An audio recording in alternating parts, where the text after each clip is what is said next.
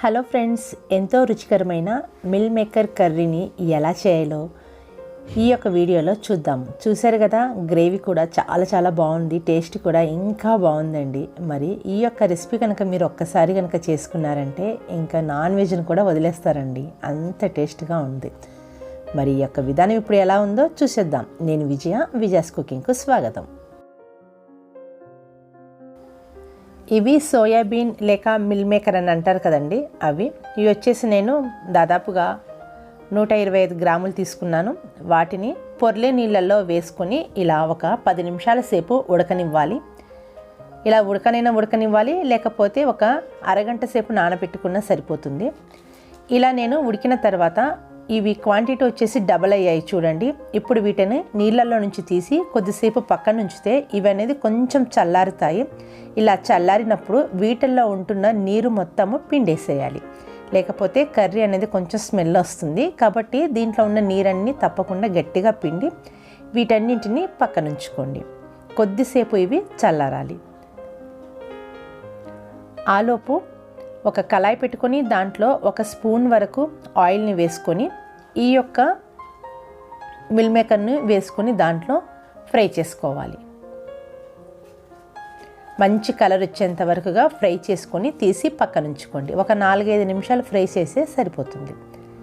తర్వాత మరో స్పూన్ వేసుకొని కళాయిలో వేడి చేసుకొని ఒక 2-3 ఉల్లిపాయల ముక్కల్ని ఇలా మంచి కలర్ వచ్చేంత వరకుగా ఫ్రై చేసుకొని దించి మిక్సీ పట్టి పక్కన ఉంచుకోవాలి. నీళ్ళేం పోయకుండానే ఈ యొక్క ఉల్లిపాయలను మిక్సీ చేసుకోవాలి. ఫ్రై చేసి పక్కన ఉంచుకున్న ఈ యొక్క మిల్ మేకర్లోకి సరిపడా ఉప్పు, లేకపోతే 1 స్పూన్ ఉప్పు వేసుకోవాలి. ఆ తర్వాత దీంట్లోకి 1 స్పూన్ వరకు కారం వేసుకోవాలి.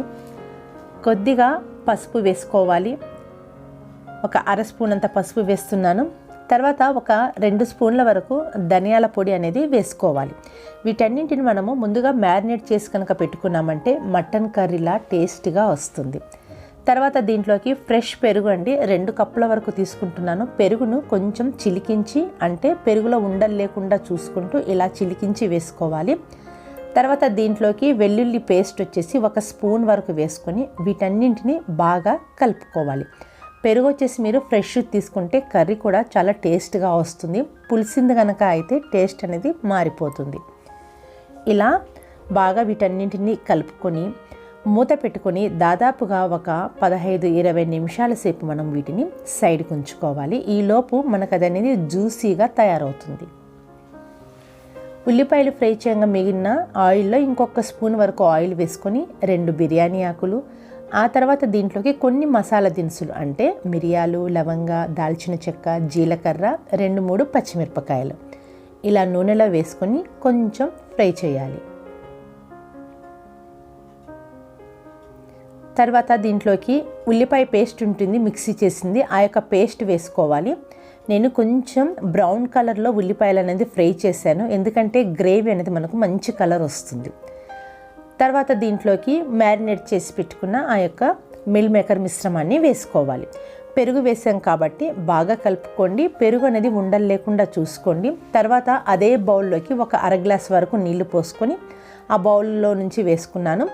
ఇంకొంచెం టేస్ట్ పెంచడానికి 1 స్పూను గరం మసాలా, 1 స్పూన్ వచ్చేసి కసూరి మేతి వేసుకొని ఇప్పుడు బాగా కలుపుకోవాలి. ఈ యొక్క పెరుగు ఏదైతే ఉంటుందో అది వేడి తగిలే కొద్దీ గడ్డలుగా అవుతుంది. కాబట్టి అలా కాకుండా ఉండాలి అంటే మనం ఎంత బాగా కలిపితే అది మనకు గ్రేవీ అనేది అంత బాగా ఏర్పడుతుంది.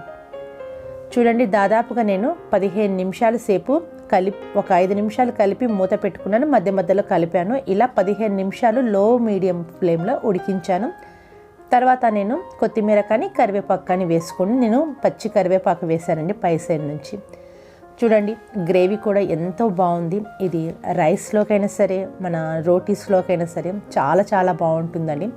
నాన్ వెజ్ తినని వాళ్ళు ఇలా ఒకసారి చేసి చూడండి, చాలా రుచిగా ఉంటుంది. మరి ఇలా చేశాక ఎలా వచ్చిందో కామెంట్ కూడా చేసి చెప్పండి. ఫ్రెండ్స్, ఈ యొక్క మిల్ మేకర్స్ కనుక మీరు కొంచెం ఇలా ప్రెస్ చేసి కనుక చూసారంటే లోపల సైడ్కి చాలా సాఫ్ట్గా జ్యూసీగా ఉంది.